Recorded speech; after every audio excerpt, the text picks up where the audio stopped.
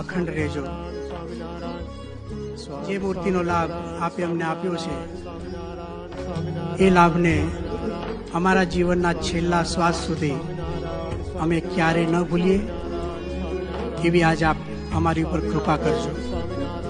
આપે આપના દેહને શાસ્ત્રીજી મહારાજની આજ્ઞામાં ન્યોછાવર કરી નાખ્યું.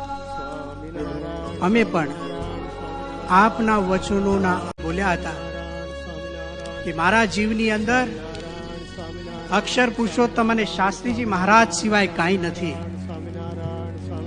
એ વાત અમે ડગલે ને પગલે અનુભવી છે.